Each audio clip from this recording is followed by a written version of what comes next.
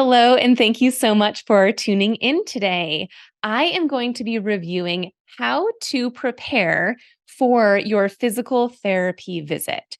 And the reason this is so important is because being prepared can truly make or break your experience with physical therapy. The more knowledge you come with and the more you know what to expect, the better your treatment plan will be. Therefore, you'll get more accurate exercises of how to best help you and your symptoms and your goals that you're working towards. So, ideally, you're working with a physical therapist who is also a certified MS specialist, like myself. However, there are very few of us that exist. The next best physical therapist to see would be a neuro certified specialist. And then the next best after that, if there's no one near you who is a neuro certified specialist, would be your traditional orthopedic physical therapist who has experience treating people with neurological diseases and disorders. But let's go ahead and dive in. I'm first going to explain what you can expect in terms of what will happen, what will the evaluation look like, what questions will you be asked, and then we're going to dive a little bit further into what information you should be providing so that you get the best treatment plan for you, your symptoms, and your goals. And the reason I think this is such an important episode is because 9 times out of 10, when I had a new client with MS come to me in the PT clinic, I would ask them a bunch of the questions that we're going to review today, and they wouldn't have an answer. Or they just didn't know that they had that symptom. They didn't think to mention it. And the fewer answers you have, the less likely it is that your plan will be an ideal one, your treatment plan. And more times than not, you do have the answers, but it does take some time to think about it. It's not just an answer that you'd have off the top of your head. So hopefully, by listening to this episode, you'll understand what questions might be asked of you so that you have an answer when they ask you versus just saying, "Oh, I don't know. That doesn't happen to me," or just guessing a random number of how many times you've fallen or if this or that happens. So let's first start off with exactly what is going to happen during a physical therapy examination. And for starters, one thing that is important but is also required by insurance companies are functional outcome measures. And some of these are written, meaning you might sign in to your appointment saying that you're here. They'll sit you in the waiting room. You'll fill out a bunch of paperwork. And some of that paperwork might be questions that ask you about symptoms that you have. My favorite functional outcome measures that are subjective, meaning it's more of a questionnaire style, are the modified fatigue impact scale, where you will be asked 21 questions about your fatigue. And my other favorite one is the MSWS 12. It stands for the Multiple Sclerosis Walking Scale 12. And that's going to ask you 12 questions about your walking. So just knowing that alone, that when you come to your appointment, you're going to have to fill out paperwork like that, especially if they are an MS specialist, they will know that those are two of the best tests for those with MS. It's helpful to know that you're going to have to answer that information early on. If you are someone who gets fatigued quickly, specifically mentally or cognitively fatigued, get there early because that is just the beginning. That's just some of the paperwork. Then, once you're called back, you're going to have to answer a ton more questions and do some more things. So, keep your cognitive capacity and fatigue or energy in mind as you're planning that day. Once you have filled out the paperwork and the PT is ready for you, they will bring you back to hopefully an individual room where it's just you and the physical therapist. And they're going to ask a bunch of questions, which I'm actually going to get to in the second part of this. Before we get there, I want to just share with you some tests that they might do. And perhaps what's most important to mention first is what you should wear.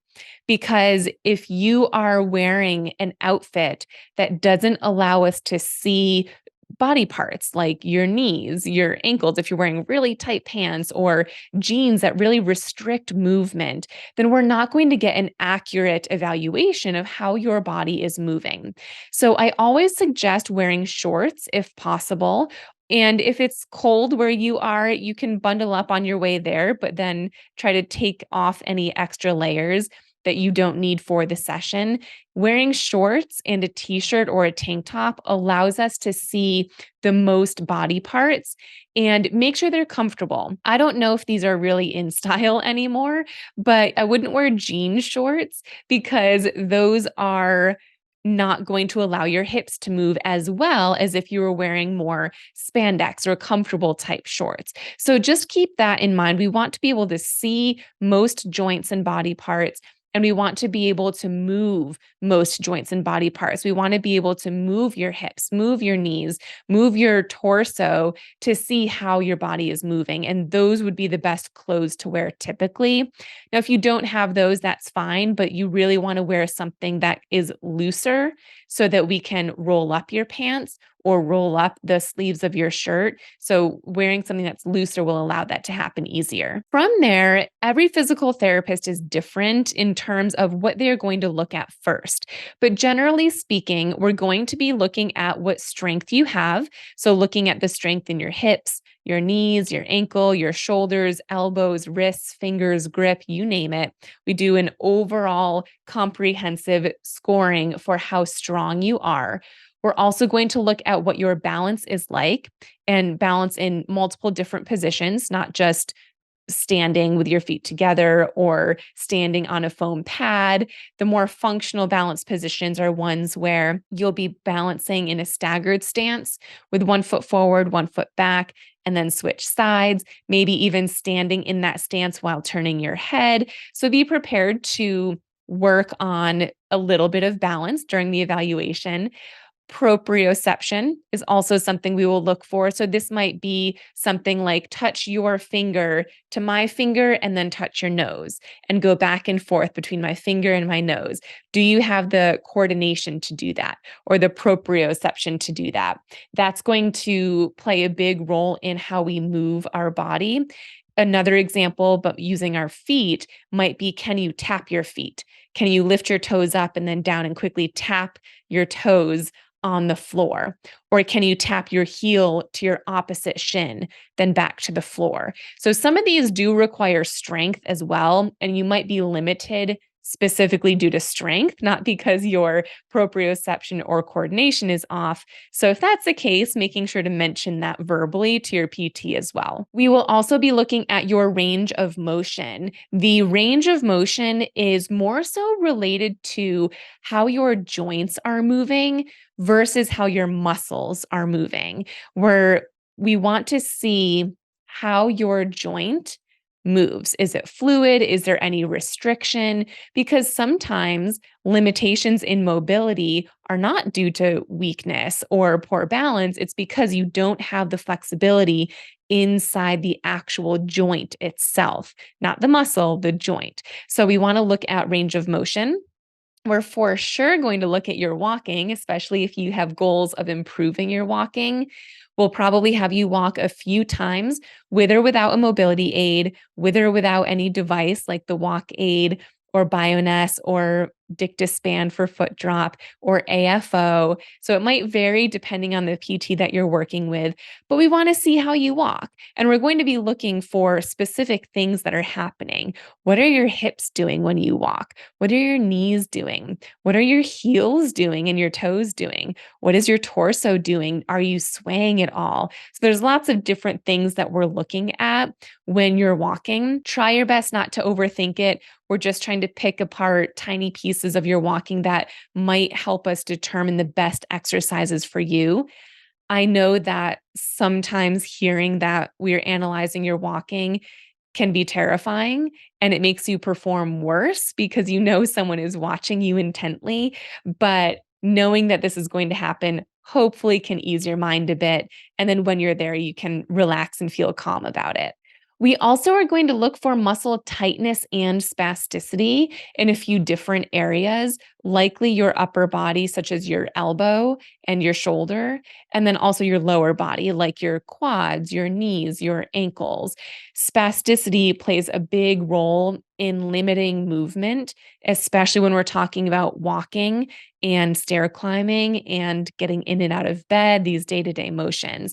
So we want to look at what your strength is like and your balance, but also how tight are your muscles and does spasticity exist or not? Muscle tightness is not the same thing as spasticity. So we look for both in slightly different ways. When we are looking for muscle tightness, we're more so looking at how flexible the muscle is in a stretched position. Whereas when we're looking for spasticity, we usually are quickly moving your leg to determine your leg's response. If I quickly try to straighten your leg, does it let me? Am I able to quickly straighten it? Or is there resistance? And I feel like there's something pushing back against me. That is more in alignment with spasticity. And there are a few other tests that we would do as well, but those are some of the big ones that you can expect to physically do during your physical therapy session. And this will occur during the evaluation day and re-evaluation days. Now, one thing I mentioned in the beginning was these questionnaires that you'd have to fill out. Those are subjective functional outcome measures, but there are also objective functional outcome measures, which are more measurable timed tests. So these are ones you also do at your neurologist's office, like the 9-hole peg test, or in the case of physical therapy, the 25-foot walk test or the 2-minute walk test. So those are tests that you are timed on as you are doing a walking based activity. So there's a few of those that you might do on your first evaluation day and the reevaluation day. One being the timed 25-foot walk test. Another popular one that is really great, proven in research to help with MS, is the timed up and go, also called the tug. You might do the 6-minute walk test or the 2-minute walk test. You might do the 30-second sit to stand or the 5 times sit to stand. So there's several different options. There's also ones like the Berg balance test, the functional gait index. You don't need to know what these are, but what you do need to know is that they are walking tests, and you might be fatigued at this point. At this point, you not only might be cognitively fatigued because of everything that you had to fill out in the beginning before you even saw the PT, but then they've also tested your strength, your balance, your walking, your coordination, and now doing these tests. This can be a very fatiguing day. So please speak up to your physical therapist if you feel like you need a break. And one thing that they might have to do is split up some of these tests. They might have to finish your evaluation, at least the note and the documents, on day 2 because you don't have the energy on day 1. And it's important that you request that because they might not be used to that, especially if they are not an MS certified specialist. And if they are not a neuro certified specialist, they might not understand that this is very fatiguing for you. So just pay attention to how you're feeling. Don't be afraid or shy away from saying, "Hey, can I just take a few minutes to rest here for a second before we continue?" Okay, so now I want to dive into what questions you might be asked because again, if you don't know these in advance, then sometimes and oftentimes you're caught off guard and you won't have an answer, or you're just going to give your best guess and it's not actually an accurate number or an accurate statement. So I just wanted to throw out some of the ones that are most common.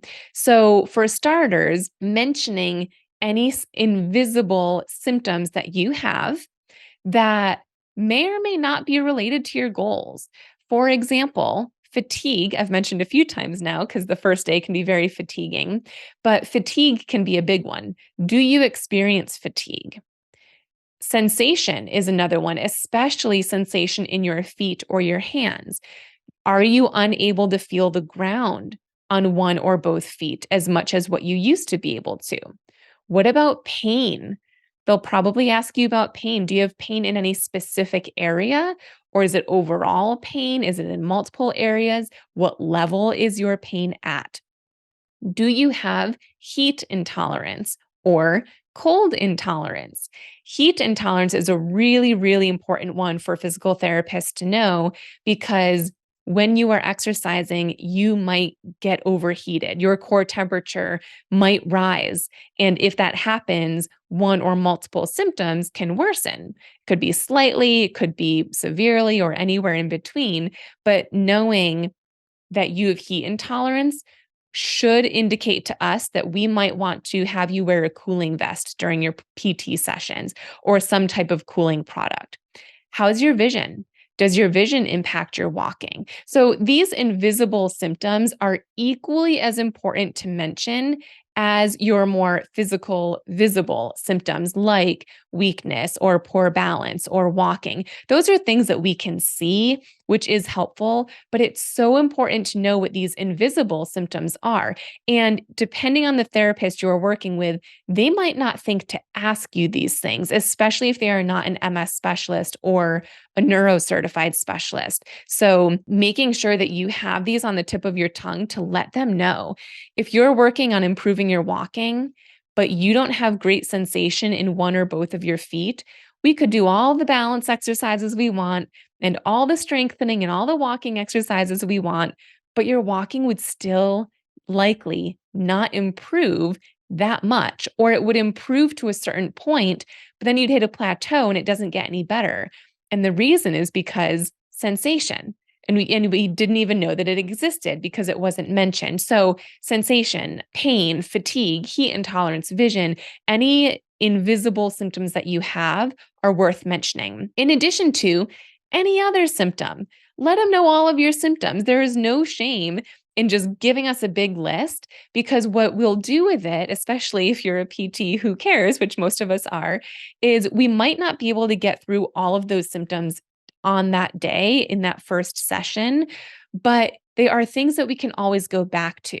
So if we are hitting any roadblocks anywhere, if you are improving, but only to a certain point and we're having a hard time improving past that, we can go back to this list and say, okay, what things from this list might be preventing us from moving forward with this specific goal? And it might change our approach a bit. Now, some other questions that you might be asked, in addition to what are your symptoms, what are your pain levels, fatigue levels, etc., are how many times have you fallen?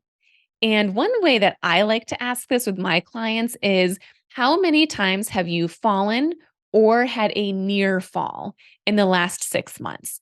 And this is important because near falls is when you almost fell, but you didn't. You caught yourself on something or someone or by taking a step forward or to the side. And near falls can be just as indicative of future falls as actual falls are. So if they don't ask you that, I do think it's important for you to say, in the last 6 months or in the last year, I've had 2 falls and I have a near fall about once every 2 weeks or once a week, or, giving some type of measurable information on how many times you've fallen and had a near fall. Another important thing for you to mention is what have you already tried that has worked and also that hasn't worked for you and your symptoms and your goals. Have you tried exercise before? If so, did it help or not? If it did help, great. What exercises did you do that you felt helped? If it didn't help, that's also really important. What exercises did you do that you feel didn't help? If you've gone to acupuncture, if you've tried massage, if you've tried personal training, not physical therapy, if you've tried exercising on your own, but what that meant was just walking or just swimming, doing a specific type of exercise, maybe a yoga class or a Pilates class, knowing what you've tried and what has helped and hasn't helped can allow us to pick apart what might be the most beneficial for you. Because let's face it, you don't want to waste time doing exercises you've done before that didn't help. And we don't want to waste your time either. We want to get to the most effective exercises as quickly as possible. So, knowing what you've done and what has helped and hasn't helped is extremely important in that. Now, this final piece of information that I want to share and guidance that I want to give you, I think is some of the most important. And it boils down to the goal setting portion of the first day and of your reevaluation days.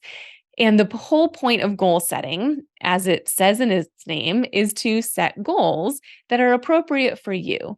And there's two different types of goals that we will set as physical therapists, whether we say these to you out loud or not. We set functional goals and clinical goals because insurance companies often like to see clinical measurements such as strength in the right hip flexor will be a 4+ out of a 5 by this date, or within 4 weeks, or within 8 weeks, etc. Whereas that same goal, but with a more functional twist, might be that you'll be able to get out of your car without lifting your leg with your hands within 8 weeks. Same thing. You need to use your hip flexors for that, but it's more of a functional goal versus a clinical goal. So, when it comes to goal setting, the most important thing you can do is in advance of that session, think about what things are challenging for you to do. Or another way you can think of it is what things are more challenging than you'd like it to be. Because sometimes when I ask people what's challenging, they'll say, "Oh, a few things, but it's fine. I don't want to complain. It's not that bad." I do want you to let me know exactly what is going on. What things are just a little bit harder than you want them to be. And you're not a complainer for sharing all these things. It gives me really specific information so that I can come up with better exercises for you. So, what are things that are hard for you to do or more challenging than you want them to be? And go through your entire day. Think about from the moment you wake up, what do you do? And how does your day progress? Is getting out of bed tricky for you? What about the first few steps that you take? What about getting dressed, brushing your teeth, showering, making your breakfast, walking in the morning versus walking in the afternoon versus walking in the evening, just in your home or outdoors, out in the community, out at work? Is getting into and out of your car challenging? Is going up or downstairs challenging? Is standing up from low surfaces hard, like maybe the couch because it's squishy, or the toilet if you have a lower toilet? Is that challenging? What about standing up from the floor? What about specific activities like doing the laundry, or loading or unloading the dishwasher, or bending down to pick up the dog food bowl? Get really specific, really nitpicky. Think about everything that you need to do. Again, because the more you give us, the more specific the exercises can be. And oftentimes, one exercise or a group of exercises will not only improve one goal, but likely there will be carryover where it will improve other goals as well. For example, some of my favorite walking exercises will help improve your walking just as much as they'll help improve stair climbing and maybe even balance while moving or stepping up on a curb. Exercises that will help improve lifting your leg will help you with walking and stair climbing and getting out of bed and getting out of your car or into your car. So there is some overlap. Don't feel like the more goals you mention or the more things that are challenging, each one's going to have their whole list of exercises.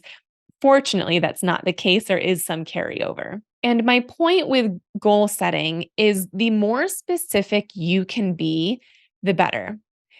Even with something like walking, I just mentioned as my example is how is walking in the morning versus the afternoon versus the evening. But we could get even more specific. What about walking is challenging? Is it the lifting of your leg? Is it the shifting of your body weight forward? Is it the bending of your knee? Is it the balance on one leg? Is it all of it? It's okay if it's all of it. Same with stair climbing. What about stair climbing? Are you pulling up with your arm using or both arms using 50 to 100% of your arm strength? Is it challenging to bend your knee? Are you hitting the step? Is it the balance? What is it? And you might not know. You might not have an answer, in which case that is my job and the physical therapist's job to evaluate, but it's at least a good start if you do have somewhat of an idea, or at least give us that goal as an example of something you'd like to work towards. So, this was all just a quick rundown of what you can expect at a physical therapy evaluation day and reevaluation day, and giving you some heads up and pointers and tips of what information you should bring with you because, as I mentioned earlier, at the end of the day, you don't want to waste your time. We don't want to waste your time. We want you to get better as quickly as possible, whatever that looks like for you. Getting better might mean improving your walking. And even though you might be using a rollator, you're tripping less, or your balance is better. Or maybe you're not using a rollator anymore, but you're using trekking poles or a cane. Or getting better for you might mean you have less pain, less fatigue. Your legs are stronger, so you're able to stand up better. You're able to walk on uneven surfaces. There's so many things physical therapy can help you with, and getting the right treatment plan all starts with the information that you bring and the information that we gather as physical therapists on that first day and then reevaluation days as well. So I hope you found this helpful. Thank you so much for tuning in. I will see you next time.